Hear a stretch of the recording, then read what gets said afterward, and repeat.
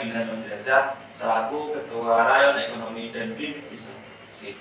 Di sini saya akan berbincang-bincang, ngobrol-ngobrol asik dengan sahabat di Eni Susanti yang ada di samping saya. Nanti kita akan berdiskusi terkait sejarah Rebi gitu, Mbak. Oke. Nah, sebelumnya di sini saya akan menyampaikan terkait prolog ataupun pengantar di sini. Jadi Rebi itu pernah diceritakan oleh Mbak Eni juga oleh sahabat Dipyo selaku Ketua Rayon Ekonomi dan Islam yang pertama. Itu Rebi lahir di tanggal 31 Agustus tahun 2015 gitu ya, Mbak. Mungkin nanti selebihnya akan disampaikan oleh sahabat Eni yang lebih detail bagaimana kok bisa Rebi itu berjalan ataupun bisa berdiri hingga sejauh ini. Sahabat-sahabati, jadi Mbak Eni ini adalah salah satu demisioner pengurus angkatan pertama. Beliau ada di divisi ekonomi, Mbak. Nah, beliau saat ini menjadi pengurus PKC. Wow, keren. Semangatnya sampai saat ini masih ada, walaupun sudah sekian tahun, 7 tahun, Mbak, dari tahun 2015 sampai sekarang. Ya, sekitar segitulah. Mungkin nanti berbincang-bincang dengan Mbak Eni terkait sejarah Rebi bisa saya pandu dan juga nanti narasumber Mbak Eni. Mungkin bisa dimulai, Mbak. Mungkin diskusinya dari bagaimana dulu Rebi bisa berdiri, terus asal-usul Rebi itu gimana gitu, Mbak. Oke. Sebelumnya perkenalkan dulu ya. Namaku Eni Susanti. Aku masuk di IAIN tahun 2012. Jadi aku semester 1 itu langsung ikut mapaba. Sebelum ke Rebinya, proses aku dulu ya masuk ke mapaba. Nah, dahulu itu aku juga pernah ini ditawarin organisasi sebelah. Cuma kebetulan aku sudah kenal sama Ketum PKC saat ini, Ketum Anto. Nah, kebetulan beliau juga yang ngajak aku untuk masuk di PMI gitu. Nah, ketika waktu pendaftaran itu ada organisasi sebelah yang nawarin, ayo daftar sini. Ini PMI bukan ini tit gitu ya. Nah, terus enggak, aku maunya masuk di PMI kayak gitu.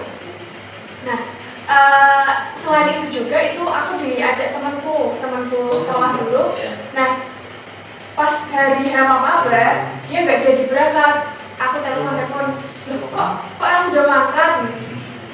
Sorry, bapakku berangkat gaji, adikku nggak mau ditinggal sendirian. Akhirnya aku berjuang di PMI. Mulai dari situ sih, mulai dari 2012 aku mapaba di Bandung Biru. Terus kemudian dahulu itu kita mapaba itu mapaba komisariat karena memang rayon itu belum istilahnya belum definitif seperti itu. Kemudian aku mulai masuk itu sudah ada rayon pertama itu ada 2 rayon syariah dan rayon tarbiyah waktu itu. Nah, pembagiannya itu rayon kampus 1 dan rayon kampus 2. Memang pada waktu itu hanya ada kampus 1 dan kampus 2 itu kampus 2 di Bangkarum, kampus 1 itu ada di Pancasila atau Tentara Pelajar kayak gitu. Nah, kampus 1 itu kampus tarbiyah, di sana ada rayon tarbiyah. Itu memang dari jurusan-jurusan tarbiyah, pendidikan dan lain-lain itu ada TPI dan yang lain-lain itu. Terus kemudian di kampus 2 itu ada syariah. Nah, aku dulu kan juga masuk itu di jurusan syariah atau fakultas syariah kayak gitu. Kita belum ada ekonomi Islamnya. Bahkan aku masuk di masuk kuliah itu bukan jurusan perbankan syariah, bukan. Cuma aku dulu jurusan manajemen keuangan syariah. Makanya di situ aku masuk di fakultas syariah. Terus kemudian tapi ada spesialisasi nih untuk jurusan PGMI. PGMI itu kan dia stay-nya di kampus 2. dia stay-nya di kampus 2, oleh karena itu dia juga masuk jurusan syariah. Kemudian lambat laun tahun 2013 pertama itu kan namanya Rayon Syariah ya. Rayon Syariah karena jurusannya juga jurusan syariah. Nah, ketua pertamanya itu adalah sahabat Lukman Hakim. Sahabat Lukman Hakim itu sekarang juga sudah mengabdi di IAIN Salatiga sebagai dosen syariah dan hukum. Nah, dia juga kebetulan sekarang aktif jadi advokat. Udah punya kantor advokat juga di Jalan Lingkar sini. Terus kemudian ketua Rayon Syariah kedua itu namanya Mas Rois. Mas Roisul Umam itu beliau dari Temanggung. Dia menjadi ketua Rayon Syariah tahun 2013. Selama 1 tahun, kemudian jatah Rayon itu angkatanku, ketua Rayon itu angkatanku gitu. Ketua Rayon angkatanku berarti 2014 ya. 2014 itu terpilih Mas Aziz Setiawan sebagai ketua Rayon Syariah dan Ekonomi Islam pertama. Itu udah ada embel-embel syariah dan ekonomi Islam seperti itu. Nah, kemudian kan dari Kemenak juga kan ada transformasi dari STAI menuju IAIN. Nah, otomatis di situ juga ada pemekaran juga, pemekaran fakultas. Nah, karena memang kita itu ya kita kan memang dominasi ya di organisasi terdominan di kampus seperti itu kan. Pada waktu itu maba kita itu juga kewalahan juga, otomatis pemekaran rayon itu juga tidak bisa dipungkiri gitu loh, harus ada kayak gitu. Nah, itu tahun 2014 menuju 2015 itu kampus ada pemekaran, otomatis kita menyesuaikan kayak gitu. Nah, berjalan 1 tahun, hampir 1 tahun ya prosesnya Aziz itu di rayon. Terus tibalah sampai saatnya RTAR. Nah, RTAR itu RTAR Syariah itu diagendakan di gedung NU Salatiga, gedung NU yang di Jetis. Nah, gedung NU di Jetis itu di situ lasernya Aziz itu membentuk 3 rayon lagi. Rayon Syariah dan Hukum, terus rayon ekonomi dan bisnis Islam, yang ketiga itu rayon Fuada. Apa ya namanya ya? Sutawijaya. Nah, itu. Nah, agenda RTAR itu tanggal 29-30. Nah, tapi kan ulang tahun Rebi kan tanggal 31 Agustus ya. 31 Agustus. Nah, itu adalah momentum di mana Rebi itu mulai kayak gitu, bukan ngambil tanggalnya bukan hari ditetapkan dia jadi ketua, enggak, tapi hari di mana Rebi itu mulai bangun kayak gitu. Prosesnya sih ya cukup agak dramatis juga, karena memang habit di PMI Joko Tingkir atau Komisariat Joko Tingkir itu memang kalau ketua itu memang orang tidak bermimpi jadi ketua enggak. Ya, betul. Itu karena ya udah ya dipaksa kamu tuh mampu kok, kamu tuh mampu. Akhirnya Ahmad Sudibyo sebagai ketua pertama itu berkenan memimpin Rebi untuk pertama kali. Nah, waktu itu ya kegiatan itu ya berjalan seperti biasa. Dan karena waktu itu memang Sudibyo itu sebagai salah satu laki-laki kandidat terkuat ya. Yang lain itu cewek-cewek. Akhirnya kan ya memang Ahmad Sudibyo itu dipandang mampu, dan teman-teman juga percaya, oke lah Sudibyo sebagai ketua pertama. sebenarnya dulu ada si Zaki juga karena kita kan karena ya memang kita dominasi ya kita stay-nya nggak cuma di PMI, kita di kampus juga. Si Zaki itu kebetulan sebagai BPH aku, kebetulan aku juga sebagai ketua Dima pertama gitu. Jadi ya itu prosesnya cukup dramatis juga. Kita sempat mau direbut posisi kita itu dari Dima Febi itu sempat mau direbut dari sebelah, tapi ya kita berjuang mati-matian. Terus kemudian kita membentuk HMJES itu ya nggak terlepas dari peran Rayon juga, dari sahabat Lili itu sekretarisnya Sudibyo. Rumahnya Bandungan bener banget.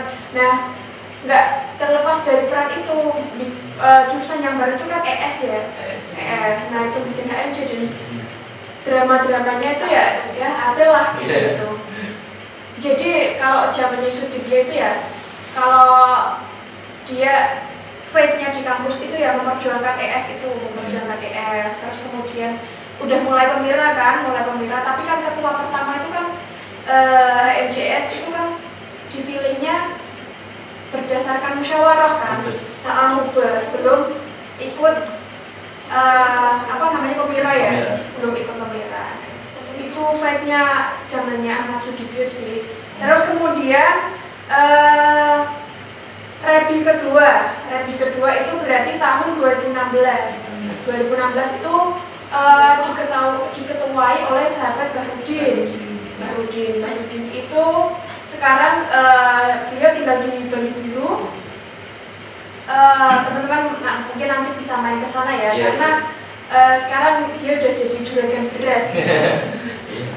Karena memang ini ya di PMI itu tidak melulu mengenai politik. Sebenarnya etalase kita tuh banyak, tinggal kita mau pilih mana. Politik oke, jurnalistik oke, di ekonomi oke, akademisi oke juga, atau mau di yang lain gitu kan oke, di kesenian juga oke juga. Sebenarnya etalase kita itu banyak.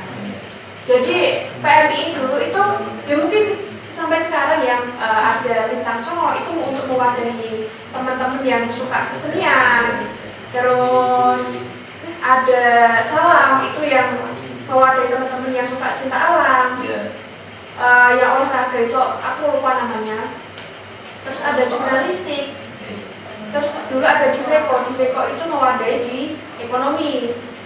Itu sebagai pengganti mungkin kalau teman-teman ada yang nggak senang kegiatan nih di kampus, nah PMI itu punya wadah gitu ya nanti saling support sama kampus kayak gitu.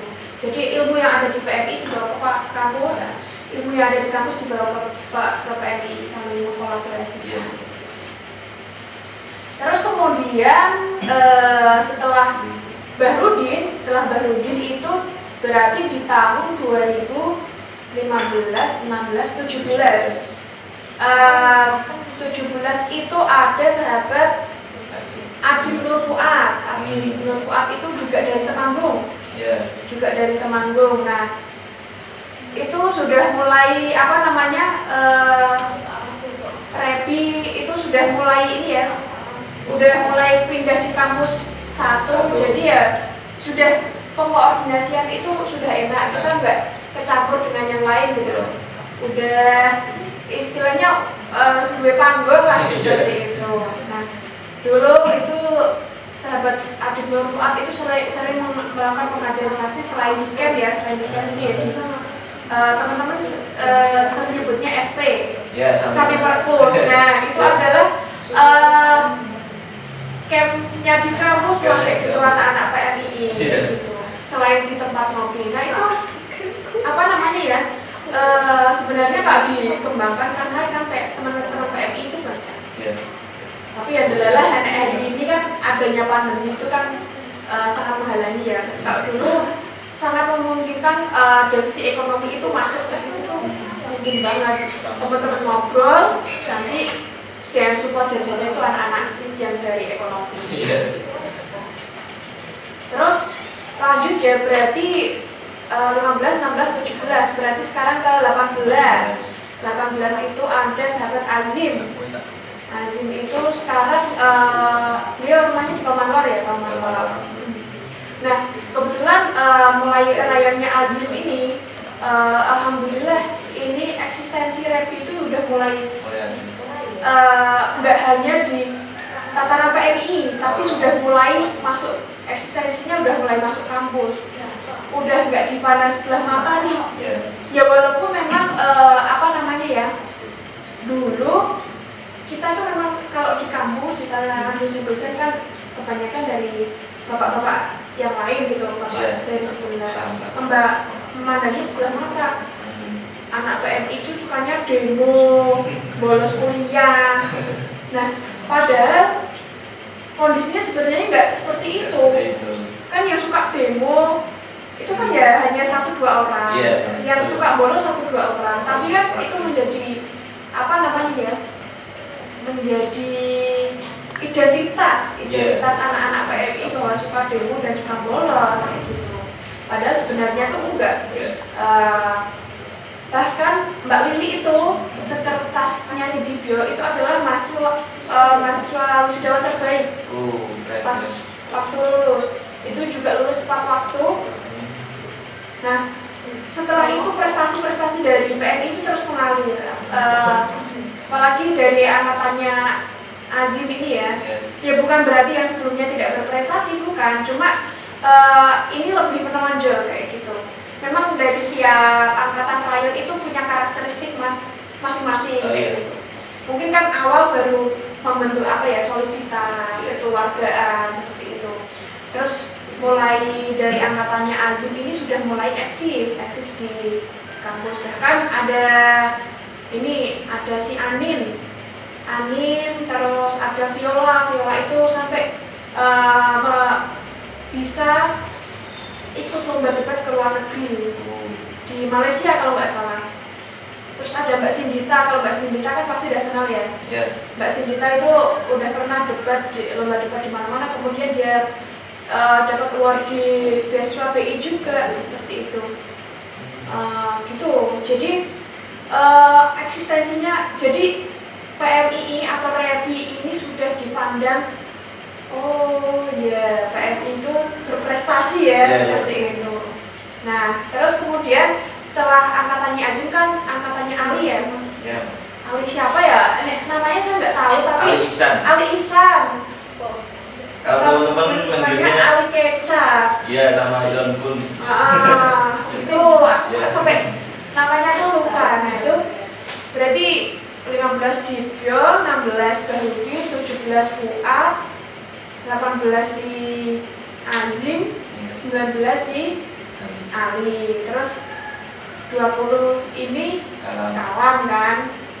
Kalau Kalam kan teman-teman prosesnya udah ngikuti banget. Sebenarnya apa ya, Repi ini terus tumbuh. Mulai yang kita bawa kekeluargaan, memang kan Solo Tigo itu kental dengan PMI yang berkeluargaan, nggak sikut sana sini kayak gitu. Karena walaupun kita besar, tapi kekeluargaannya itu masih ada.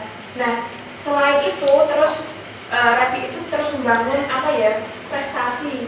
Nah, di situ ada apa namanya, pengkaderan latihan debat dan yang lain-lain, karya tulis ilmiah yang bahkan sampai hari ini masih eksis kayak gitu.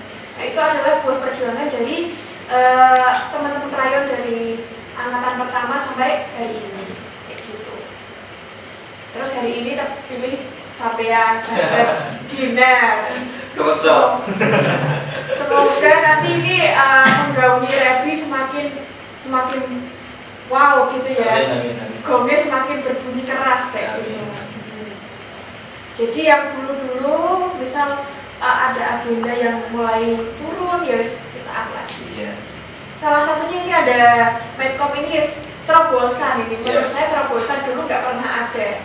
Karena memang seperti ini itu apa ya, sudah menjadi kebutuhan. Karena kita sekarang hidupnya di medsos. Apa-apa kita lihatnya di medsos seperti itu. Kalau dulu kan kita acuannya ya buku. Tapi Tapi kita sekarang harus melek, selain buku itu ada media sosial yang harus kita garap secara serius kayak gitu.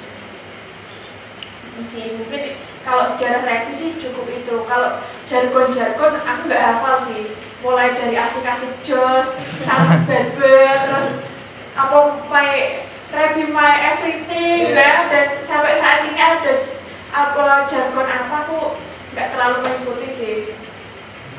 Sisi kiri poin pertama, nah aku tuh juga ini kalau nggak bareng-bareng nggak bisa karena kan prosesku istilahnya udah tua. Tapi dulu di zamannya Bang Dibio ada jargon. Jargonnya itu Rebi asik-asik jos. Oh gitu. Rebi asik-asik jos karena ya biar Rebi itu asik, dia kan suka nyanyi kan, suka nyanyi, jadi biar membawa Rebi itu easy going, biar teman-teman nggak bosen karena agenda di PMI itu kita nggak memungkiri padat banget mulai dari maba, pengkaderan, pengkaderan PKD, terus masih ambil dalam kegiatan-kegiatan rayon lain kan gitu kan. Kita ada budaya sambang ya. Kalau dituruti 1 bulan itu weekendnya tuh pasti nggak pernah di rumah. Iya. Betul banget itu. Jadi hari ini Rebi maba, terus disambang dari rayon-rayon lain. Besok misal rayon syariah maba, masa kita nggak nyambang? Nah itu ada budaya seperti itu, tapi budaya itulah yang bikin apa ya kekeluargaan dari PMI, ciri khas PMI Solo Tigo itu ada gitu.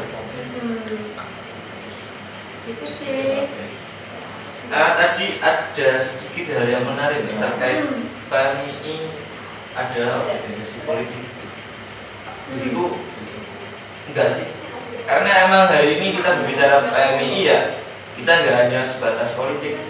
Dan di periode kemarin, periodenya yang kalam itu membuatkan suatu terobosan di mana ada wadah minat bakat yang bisa menampung dari teman-teman pasca maba. Ya walaupun di periode sebelumnya ada yang dibawahi oleh divisi, tapi emang ini udah ada terobosan yang terfokus untuk mewadahi minat bakat. Dinamakan lembaga semi otonom. Itu ada debat, ada tari, ada olahraga, ada pencaksilat dan lain sebagainya. Jadi teman-teman pasca maba itu ya mereka ya nggak semua ingin politik, ada yang ingin ikut nari dan sebagainya. Itu ya mengenai PMI adalah organisasi politik. Aku juga nggak setuju sih, nggak setuju memang. Aku truly nggak setuju kalau PMI itu diklaim sebagai organisasi politik. Aku sangat-sangat tidak setuju karena memang aku kan tadi mengatakan bahwasanya etalase di PMI itu banyak banget. Tapi memang karena mungkin dulu ya culture-nya yang sudah mapan itu senior-senior kita di politik, makanya terkenalnya seperti itu. Padahal aslinya enggak. Jendela kita itu banyak kok. Ibaratnya PM itu lawang sewu. Bukan lawangnya, bukan pintunya, bukan hanya pintu politik, tapi masih ada pintu entrepreneurship, akademis, dan yang lain-lain kayak gitu. Jadi jendela kita itu udah banyak. Memang kita dominasi di kampus. Iya. Kalau aku secara pribadi, kita boleh kok nggak terjun di partai politik, boleh banget, tapi kita harus berpolitik. Dalam artian seperti apa? Misal nih aku kan tidak terjun di partai politik, tapi aku berpolitiknya ya seperti apa? Oh, aku memilih jalan Ahlussunnah wal Jamaah An-Nahdliyah seperti itu. Berarti politikku jalurnya yang itu, tapi aku tidak harus terjun di parpol kan.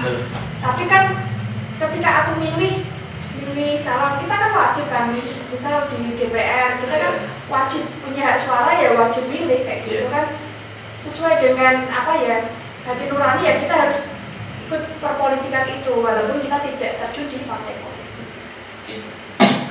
Aku pernah dengar gini Mbak, jadi kalau kita nggak suka politik, setidaknya kita tidak apatis terkait politik, atau kita tidak dipolitikan gitu. Betul.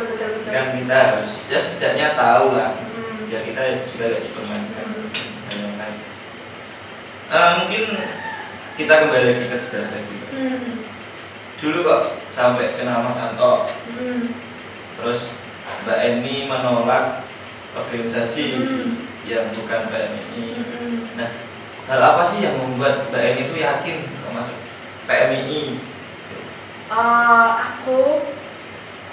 Yang membuat aku yakin masuk di PMII, aku merasa tersesat di jalan yang benar. Wis, keren. Benar, ini benar. Ini kan cerita sendiri ya, karena dulu itu kan kayak organisasi kayak gitu kan kelaminnya nggak jelas. Yeah. Kebetulan bapakku itu kalau secara organisasi struktural nggak struktural NU, tapi kan budaya di keluargaku, bapakku itu ngajarnya juga di NU. Pasti kan aku nyarinya yang ke situ, gitu kan. Bahkan aku itu nggak ngerti partai politik apa saja yang punya NU tuh aku nggak ngerti. PKB, terus P3, itu aku bahkan aku nggak ngerti. Aku tahu parpol yang milik yang dia acaranya NU itu jadi PMII. Jadi menurutku PMII itu memberikan banyak hal. Waktu itu aku pernah ya di pembaiatan itu, sebelum pembaiatan itu aku pernah hampir balik kanan. Karena aku tuh mangkel gitu loh, karena apa? Yang ngajak aku itu nggak bertanggung jawab, itu si temanku itu. Udah wes, aku pembaiatan balik kanan, tapi setelah sebelum dibaiat itu kan ada istilah speech-nya dulu ya. Nah, speech itu membuka mata bahwasanya kita tuh di PM itu juga berjuang di NU. Nah, itu. Kapan lagi kita bisa ikut nguri-uri NU? Sebelumnya kan aku nggak ada kesempatan kan. Aku nggak ikut IPNU karena aku dulu sekolahnya di sekolah negeri kan nggak tersentuh itu. Bahkan IPNU di daerahku itu belum seeksis sekarang kayak gitu. Jadi bahwasanya itu dia mengatakan kalau kita di PMI kita juga sama saja berjuang di NU. Kan Mbak Hasim pernah duka ya dalam suatu tulisan, nek urip-urip NU anggap santriku. Kapan lagi ya kita mesti jadi santrinya Mbak Hasim gitu. Kita akan didoakan Mbak Hasim. Nah, kalau budaya ziarah dan lain-lain itu ya ziarah ya, karena ziarah itu culture kita ya. Tapi kan aku tuh nggak kenal Mbak Hasim itu siapa. Ya Mbak Hasim itu sebagai NU, tapi nggak tahu tuh kalau kita nge-rep NU kita bakal jadi santrinya Mbak Hasim. Aku nggak pernah mondok ya, pernah mondok. Kapan lagi sih nggak mondok tapi dianggap santri kayak gitu kan? Ya itu sesuatu yang menyentuh batinku. Oh berarti ini saatnya harus berjuang. Tapi ya perjuangan itu memang nggak mudah, memang betul-betul nggak mudah sih. Tapi alhamdulillah Allah itu sudah menatakan jalanku. Jadi ya aku enak-enak aja walaupun kadang ya kesleo. Itu kan wajar ya, kesel itu kan wajar. Iya, ada tambahan ayat tadi terkait kutipan dari Mbak Hasim. Sapa gelem mulih NU bakal anggap santriku. Sapa sing dadi santriku bakal dongake mlebu swarga kan. Ini terkait tadi Mbak. Terus terkait mungkin lebih ke pengalamannya Mbak Eni ya. Hari ini masih bertahan, masih berproses di PMI, masih di PKJ, alhamdulillahnya itu membuat kita lebih semangat. Oh ternyata ada di kita yang sampai sana. Jadi masih ada harapan untuk teman-teman yang satu angkatan saya. Terus bawahnya itu masih ada kesempatan semangat yang lebih. Mungkin lebih ke pengalaman dari Mbak Eni di kepengurusan.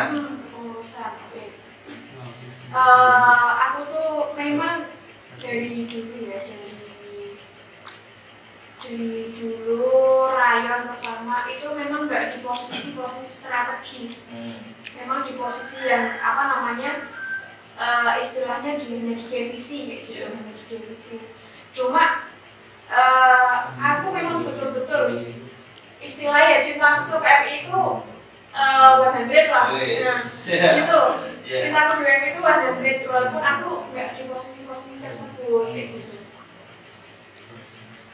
Aku tuh setelah dewasa merasakan bahwa aku salah satu syafaatnya Rasulullah ya, syafaatnya Rasulullah itu aku dikenalkan dan dipertemukan dengan PMI. Karena di sini juga aku tuh sadar bahwasanya nggak semua Islam itu baik ya, tapi nggak semua aliran Islam itu setulus NU kayak gitu. Di situ ada unsur bla yang aku nggak bisa ngomong di sini. Jadi aku di PMI itu adalah menurutku adalah berkah. Aku diberkahi bisa aktif di PMI karena apa ya, sejatuh-jatuhnya aku ada sahabat-sahabatku di PMI itu sing nolong aku, meraih tanganku, merangkul aku, ibaratnya saat aku sedon-donnya itu ada yang nemu kembali pesan apa aku, istilahnya seperti itu. Di saat teman-temanku yang lain itu sudah pada cuek dan lain-lain, itu ada teman-temanku di dari PMI itu. Jadi prosesku di PMI, aku ada teman-teman sih. Ketika aku jatuh terusruk lah istilahnya, ada teman-temanku di PMI yang selalu ada. Sementara yang lain itu udah mulai hilang dan yang lain-lain. Itu ada teman-teman sih mengulurkan tangan, mau kok baru istilahnya mau merangkul aku yang bukan siapa-siapa. Ya kalau bicara pinternya aku mengaku secara jujur, aku tuh nggak pinter. Jadi kalau bicara wacana, mungkin aku juga banyak kurangnya seperti itu. Karena apa yang ada di PMI itu kan banyak hal. Nggak mungkin aku bisa menampung semua dalam kapasitas otakku yang cuma segini gitu. Bahkan yang lain juga versi yang lain, ada drama Korea dan yang lain-lain kayak gitu, itu yang apa ya, mungkin toksik ya, tapi ya asik gitu loh, tapi ya dinikmati aja. Cuma kalau bicara loyalitasku di PMI ya nggak usah ditanya, aku 100 lah. Aku tuh kalau di baiat selalu ingat satu kata-kata, bahwasanya pantang meninggalkan PMI dalam situasi dan kondisi apapun. Dan itu yang selalu tak ingat-ingat, yang selalu tak jadikan motivasi. Kenapa aku harus bertahan? Setelah saya ingat-ingat proses saya dari berapa tahun yang lalu ya, 9 tahun yang lalu sampai hari ini saya masih di PMI. Menurutku aku bisa hadir di PMI itu adalah maksudnya berkah banget gitu. Kita itu nggak bisa ngerasainnya ketika mungkin 1 tahun 2 tahun di PMI. Itu masih kita ibaratnya itu langsung kawal menimba ilmu.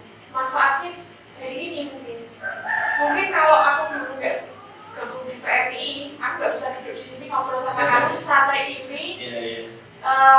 Aku wawancara kerja sama pimpinan, mungkin aku kalau ditanya, Mas ya Mbak, ini Pak. Kalau sekarang kan bisa perkenalkan diri, bisa Pak, nama saya Yusanti, saya berasal dari Pabedan, Kabupaten Semarang. Saya 4 tahun yang lalu saya belajar di IAIN Salatiga dan yang lain seperti itu. Sudah bisa menarasikan.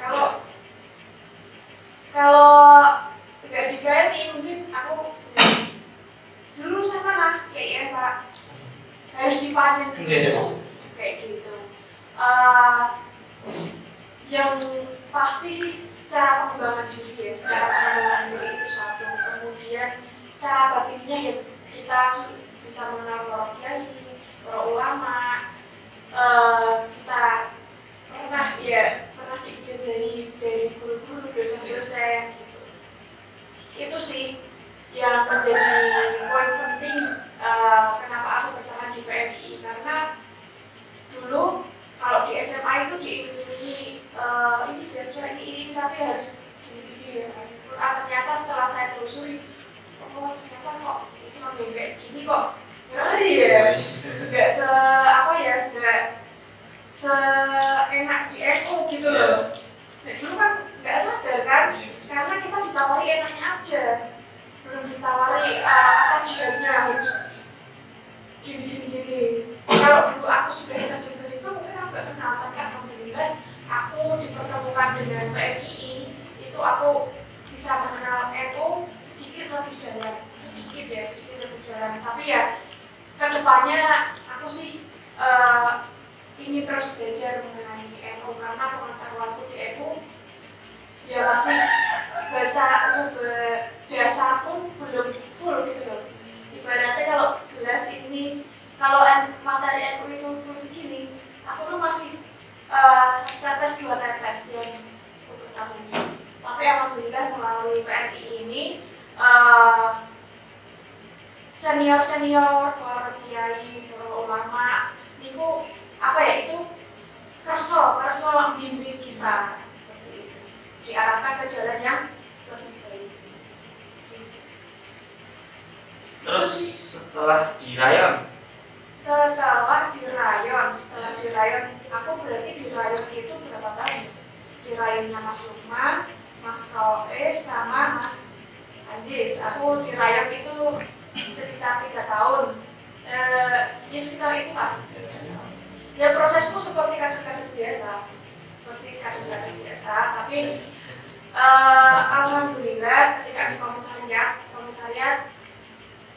aku dipercaya sebagai ketua eksternal yang mengurusi teman-teman di kampus gitu. Terus di cabang aku di sekretaris internal. Alhamdulillah. Jadi proses di PMI itu kita pinter ya, betul. Cuma yang lebih daripada itu cita kita di PMI itu yang kita butuhkan. Karena ketika kita mencintai sesuatu, apapun akan kita lakukan kayak gitu. Jadi bermodalkan loyalitas, cinta itu aku bertahan sampai hari ini. Itu sih dulu itu kalau cerita pengalaman ya, aku nggak bakal nyangka bisa sampai foto sama Pak Ganjar, nggak bakal nyangka bisa lihat Pak Jokowi secara langsung, bisa ketemu politisi seperti Mas Lukman, terus Mas Heni Dabiri, bisa salaman itu. Pas waktu itu ya nggak ada anak-anak, tapi lewat organisasi ini ya alhamdulillah Gusti Allah itu membukakan jalanku lewat ini. Tapi di samping berkah-berkah ya seperti itu, tetap kita harus berusaha apapun yang sesuai kemampuan kita lah. Karena aku sukanya ya di akademisi ya, perjuanganku melalui jalur akademis seperti itu. Walaupun aku tidak berprestasi ya, tapi aku suka belajar. Makanya kalau sekolah itu aku suka, walaupun aku nggak pintar, aku suka sekolah. Terus aku pernah dengar katanya Mbak ini pernah keluar negeri. Itu ceritanya gimana? Keluar negeri itu karena barokahnya aku S2 ya. Karena barokah aku berkat dari S2 aku bisa melihat Indonesia dari luar Indonesia. Seperti itu. Kita bisa membandingkan culture yang ada di Indonesia saat kita ada di negara lain seperti itu. Tapi walaupun aku tidak secara mendalam belajar di sana kan, karena itu program ya, program itu kan artinya waktunya juga terbatas. Apa yang kita pelajari itu ya juga terbatas. Hanya sebatas program, menjalankan program, kita menerima apa yang menjadi program tersebut kayak gitu. Tapi yang aku rasakan ya, saya rasakan ketika aku di luar negeri, ketika aku pindah dari Indonesia ke negara lain, justru malah aku semakin mencintai Indonesia. Seperti itu. Karena apa ya? Gimana pun rumah tempat tinggal kita, sebelum apapun atau seindah apapun, itu pasti akan menjadi tempat pulang kita. Itu adalah tempat ternyaman. Tapi walaupun kita nyaman di situ, tetap kita harus bergerak untuk bangkit. Seperti halnya di PMI itu kan bukan cuma perhimpunan, berhimpun, kumpul-kumpul, enggak. Kita ada pergerakan yang menuju program yang lebih baik. Paling enggak diri kita, menghijrahkan diri kita menuju yang lebih baik. Mungkin yang terakhir Mbak, motivasi untuk teman-teman sahabat-sahabati yang menonton dari rumah, untuk terutama mereka yang pasca nonton semangat berorganisasi, mungkin bisa spill dari Mbak Em. Kalau untuk motivasi ya, karena aku bukan seorang motivator ya, nggak motivasi sih, cuma apa ya, sharing aja. Dulu aku bertahan seperti ini karena apa kayak gitu. Yang penting satu, tujuan kita di PMI itu jelas itu pertama. Satu, jelasnya apa? Dipertegas dulu. Kita ngasuh kalau cari ilmu. Pertama itu pokoknya yang ditekankan itu untuk cari ilmu, cari pengalaman. Kalau nanti jadi ketua rayon, ketua apa, itu adalah berkah kayak gitu. Satu itu. Terus kemudian loyalitas atau cinta kepada organisasi ini itu harus dibangun.